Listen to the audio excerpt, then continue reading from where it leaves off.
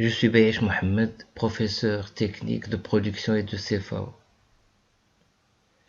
Nous avons ici un chariotage le long de toute la pièce. Ici, c'est la position initiale de l'outil. Et ici, c'est la position finale de l'outil.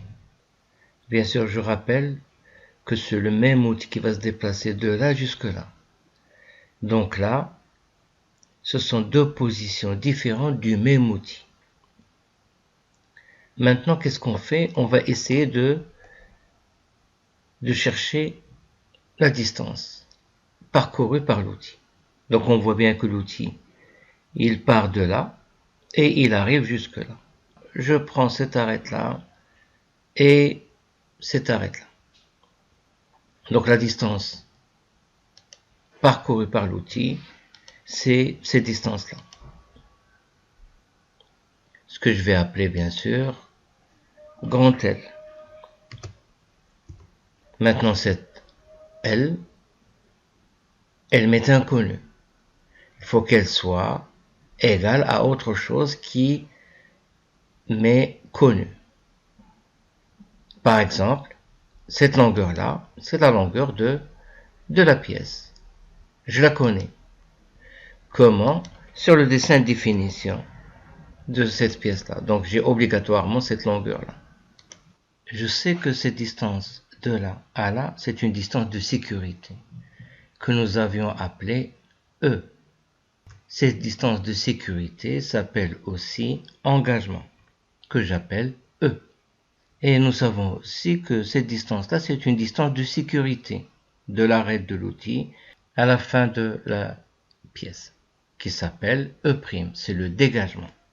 Maintenant, L peut être calculée. À quoi est égal L? L est égal à E' plus petit l plus E. La formule du temps technologique reste inchangée, c'est toujours L sur VF. VF est égal à N fois F dans le cas du tournage. Et N est égal à 1000 VC sur pi D, où D est le diamètre de la pièce. Passons à un cas concret. Le dessin de la pièce finie, c'est une longueur de 50 avec un diamètre de 50. Ça, c'est la pièce finie, usinée. Donc, le diamètre usiné, il est de 50. Et nous avons des données ici. F égale 0,3, etc., etc. Donc, nous allons calculer le temps technologique. Le temps technologique est égal à L sur VF. L est égal à quoi? Est égal à la longueur, qui est égale à 50 ici, de la pièce, plus E, qui est égal à 2 mm, plus E', qui est égal à 2 mm. C'est égal à 50, donc, plus 2, plus 2. C'est aussi égal à 54 mm, bien sûr. VF est égal à N fois F. Nous savons que F est égal à 0,3, mais nous ne savons pas à quoi est égal N. Donc, nous devrions calculer N. On rappelle que N est égal à 1000 VC sur pi D. D, tourner, c'est 50. Et VC est égal à 40 mètres par minute. Donc, on doit remplacer. Donc, c'est 1000 fois 40 que divise pi. Je vais mettre par exemple 3,14 fois D qui est égal à 50. Et je passe bien sûr au calcul. N égale 254,77 tours par minute. Revenons maintenant à notre formule ici, ou bien ici. Bien sûr, on n'a pas encore calculé VF, il faut la calculer. Donc VF ici, c'est égal à quoi? C'est égal à 254,77 fois F qui est égal à 0,3. Revenons maintenant à notre formule du temps technologique. L, nous l'avions déjà trouvé, c'est égal à 54. Et divisé par quoi? Par VF qui est égal à 76,43.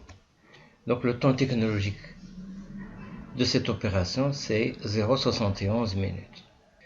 On peut vous demander de calculer le temps technologique en centièmes de minute. Il suffit de calculer le temps technologique en minutes, puis le multiplier par 100. Donc je prends ça, je multiplie par 100, et le temps technologique sera égal à 71 centièmes de minute. Ça se lit centièmes de minute. Si je veux les minutes, par exemple, j'ai des centièmes de minute et je veux les convertir en minutes, il suffit de prendre les centièmes, la valeur des centièmes des minutes, et la diviser par 100 pour retrouver les minutes. Résumons la situation. Je pose la formule. Le temps technologique est égal à L sur VF. Si j'ai L comme donnée et VF comme donnée, le calcul, il est facile à faire. Maintenant, si L est inconnu, VF est inconnu. Je passe à la formule L égale la longueur usinée de la pièce, plus l'engagement, plus le dégagement, s'il y a lieu.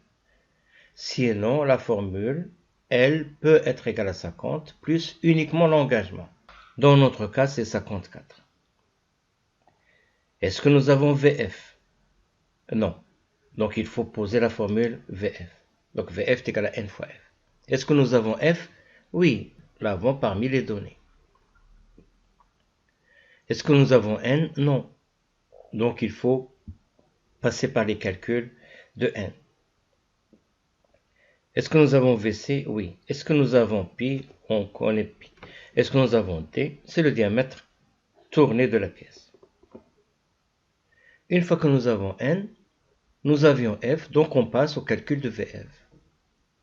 Et par la suite, il faut revenir au temps technologique. Donc vous voyez bien qu'il faut apprendre les formules, ainsi que les unités de chaque membre de la formule, puis après, procéder méthodiquement comme je viens de le faire. Voilà, merci.